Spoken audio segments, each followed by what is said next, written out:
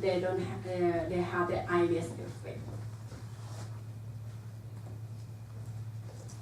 And this one I didn't count as an anti-emetic agent, but we can use to reduce the vomiting from the GI ulcer and from anything from the high amount of the gastric acid in the GI tract.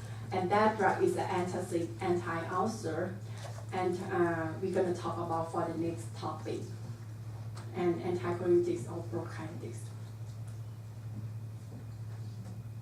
Okay, going to go to the moderator of the gastric motility, or we call the bronchitic drugs. Before we go that, we have to review physiology of the GI smooth muscle at the lower part. GI smooth muscle, they compose two types of the smooth muscle together. First is the inner circular muscle. They just lay right here. They form like a circular muscle, right?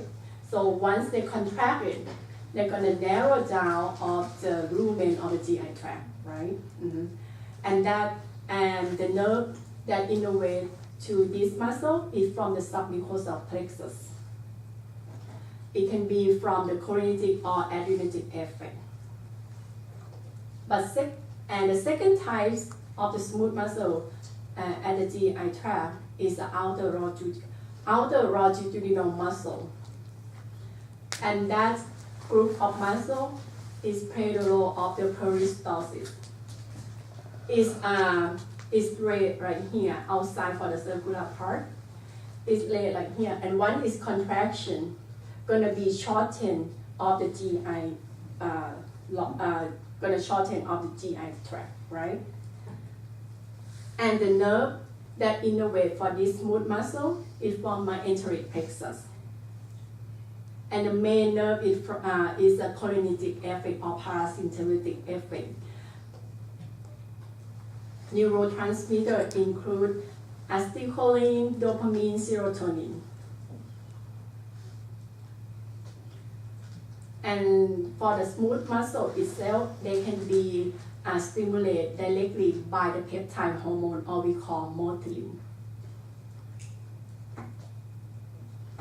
This picture is like a longitudinal section, and this is the lumen part or the serosal part, and from the inner circular muscle is laid right here, and the outer longitudinal muscle is on top of this, and the nerve innervates from the for the inner circular muscle is from here and go up to regulate for the muscle.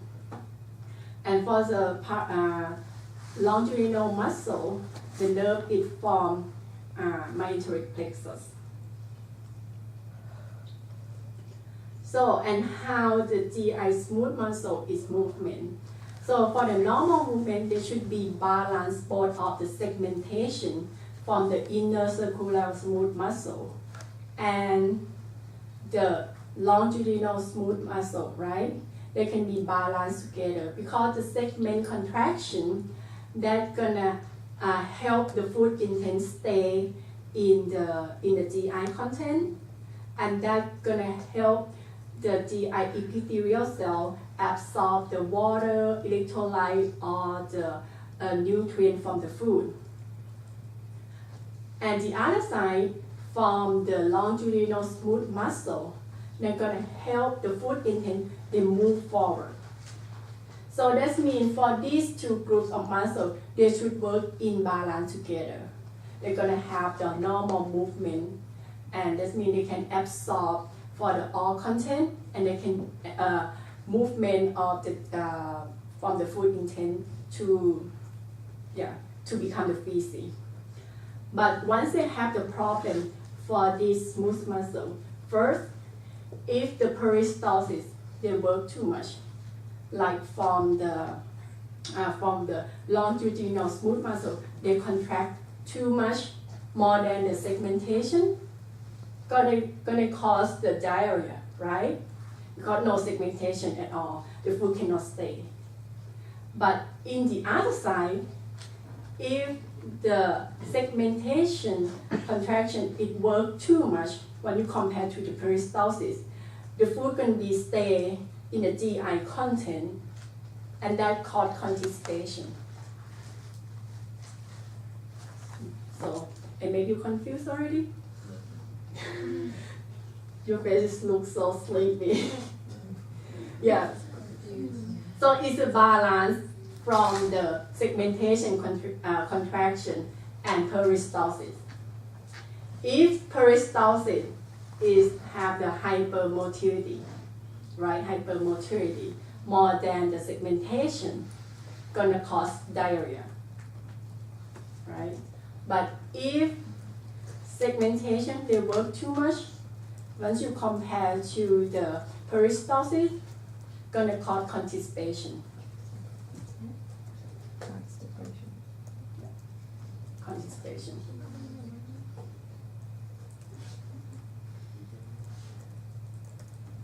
And for the pharmacological management, they just use any agent to manipulate on the peristalsis smooth muscle or outer longitudinal smooth muscle.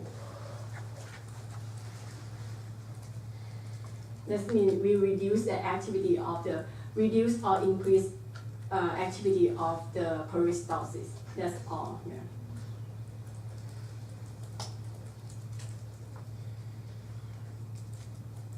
That's the gross function about the GI movement, and we're gonna scope down from the nerve innervation from that. You saw the picture from the previous slide, and we brought here, scope it down. From the peristalsis movement, they have the parasympathetic nerve to innervate for the peristalsis muscle. And as we know, for the parasympathetic, we have only neurotransmitter is the acetylcholine, right? That nerve, and that nerve, they release the acetylcholine, and send that nerve from the presynaptic fiber release the acetylcholine to the postganglionic fiber, and release acetylcholine again. Acetylcholine binds to the receptor on the smooth muscle.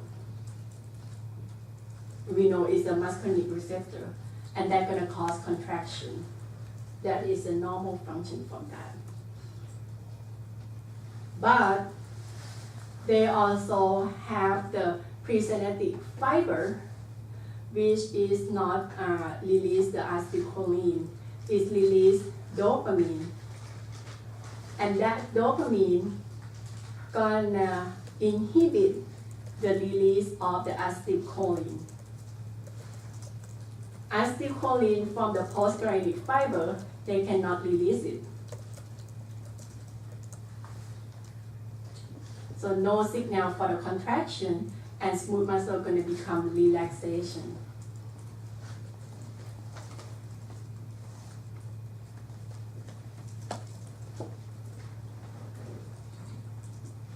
And the last part is smooth muscle cell also has the motilin receptor, and once motilin hormone binds to that receptor, going to cause contraction.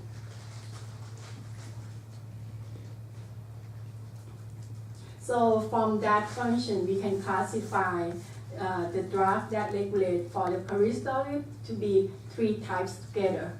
First is a cholinergic drug. Second, dopamine antagonist. And the third one is a miscellaneous, and the one we profile have the effect of the prokinetics. And we're gonna talk first is a cholinergic, is a beta-nickel. Beta-nickel, they just work as the acetylcholine.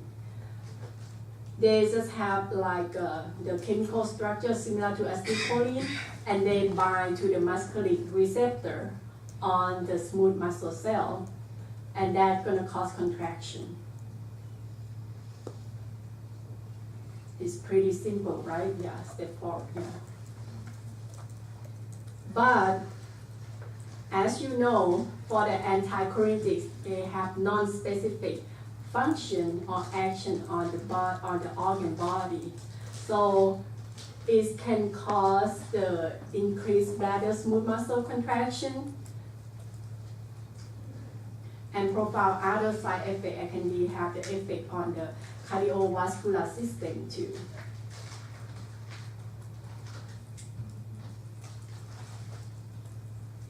And for the GI effect of the botanical, they're going to increase the time from the food move forward. That's we call that the gastric emptying in horses. And for the cattle, we're going to increase the time, reduce the time of the food move forward from the ileocolic region in cattle. So that means the food it moves forward faster than the one they didn't use the drugs.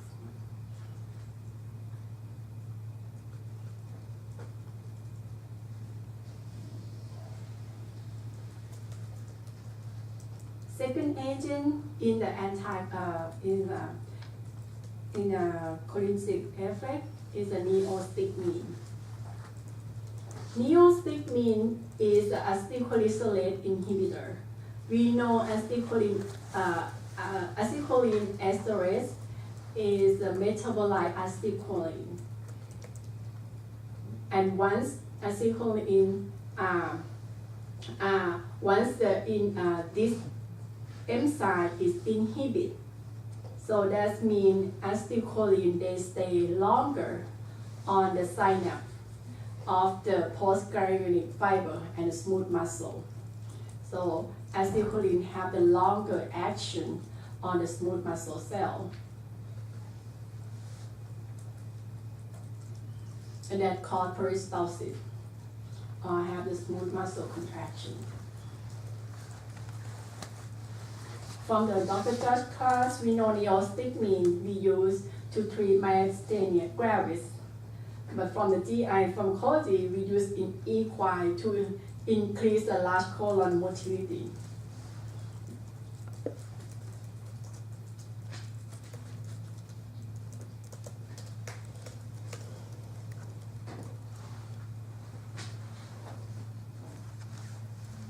And this agent is a ranitidine, nizatidine, is a profound effect on the prokinetics. Ranitidine and nizatidine is a H2 antagonist we're going to talk about next hour. And it also has a prokinetic effect. What they do, they have the effect on the acetylcholinesterase enzyme inhibitor. So that enzyme, they cannot metabolize the acetylcholine.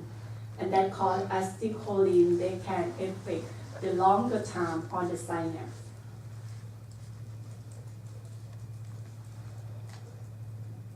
Cisteine is very effective of the prokinetic effect. Mode of action is enhanced release of acetylcholine from the presynaptic to the postsynaptic, and also on the postsynaptic fiber.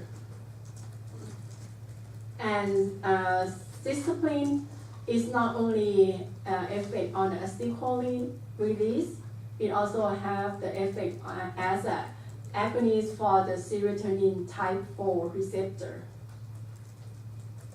For the type 3, it's cause of vomiting. But for the type 4, it causes the GI motility.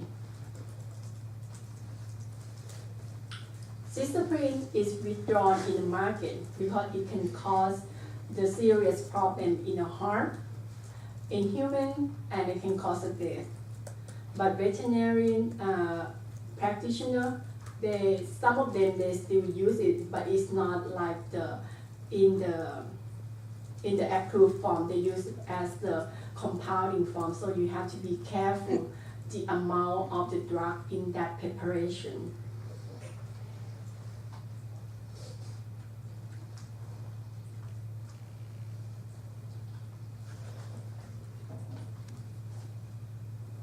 And the other one we mentioned earlier, metoclopramide as an anti-emetic agent.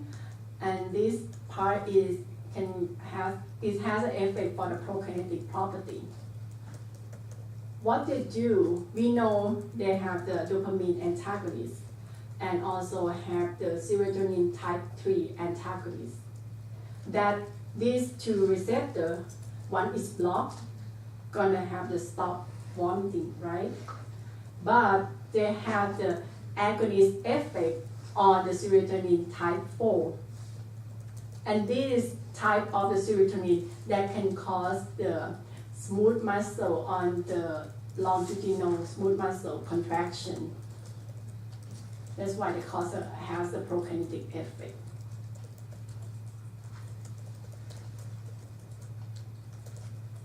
And they also have the, because it is a dopamine antagonist, it just inhibits dopamine release from the presynaptic. As we know, the dopamine inhibits the release of the acetylcholine. So that's gonna increase the release of the acetylcholine, both of the presynaptic fiber and the postsynaptic fiber.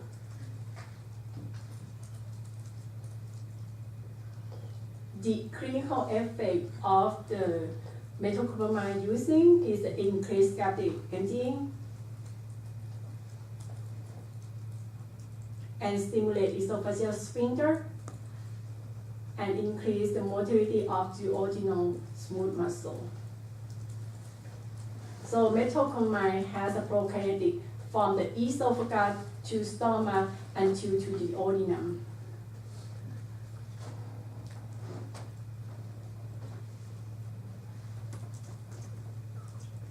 So metoclopramide they can use in clinic as a pre-medication for the stimulate the upper motility of the upper GI surgery, or we can use as a post-operative ILS in horses or in dogs as well. Any question from that?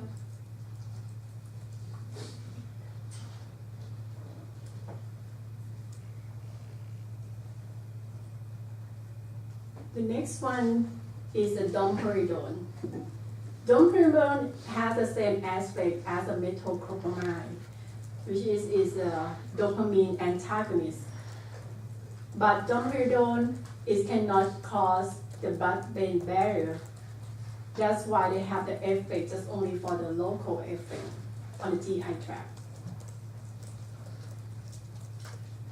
And it's not commonly used in small animals.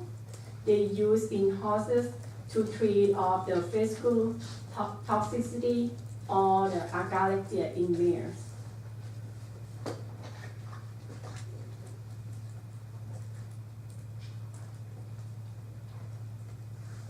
Next one is erythromycin. Erythromycin as a prokinetic is a profile effect because once erythromycin they launched and they saw they have the problem about the pharmacokinetics in humans. They want to create or invent a new drug, which is azithromycin that time. And they found like they have the different effect on the GI smooth muscle. And they want to know what's going on. And they found that the erythromycin, they work as a motilin hormone. They bind directly to the motilin receptor on the GI smooth muscle. And once they bind, they're gonna cause contraction of smooth muscle or create a peristalsis. But we didn't use erythromycin as a prokinetic because they can develop tolerance very rapidly. And also, if you use in horses, erythromycin can cause a diarrhea in horses. So that's why it's not commonly used. And the last one is the lidocaine, because we know lidocaine is a local anesthetic drug, but they use in horse to reduce post-operative ILS. ILS is the condition after the surgery and GI smooth muscle is not well functioned. This means that the GI smooth muscle, they stop motility, they stop movement for that. The lidocaine they still use after the GI surgery in horses because they can suppress transmission of the sympathetic tone and prevent sympathetic reflexive spinal cord, produce direct excitatory effect on smooth muscle of the intestine, and also reduce the pain because they stop the signal from the surgery to the pain pathway. But the more important thing, we use the lidocaine as a post-operative itis than other than drug because they have the effect of the anti-endotoxin and anti-inflammation.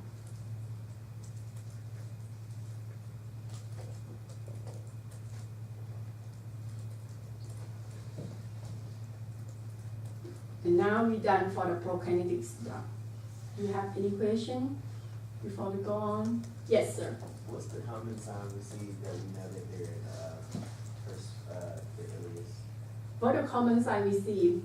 The common sign we see in horse, you can see like they have the bloat because the GI cannot movement and the bacteria in the GI content, they're gonna cause a ferment.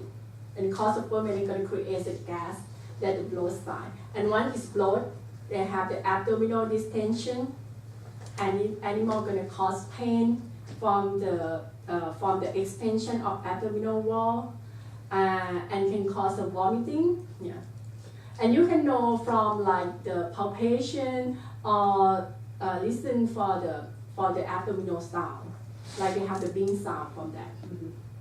It's the most commonly found in horses because horse is the GI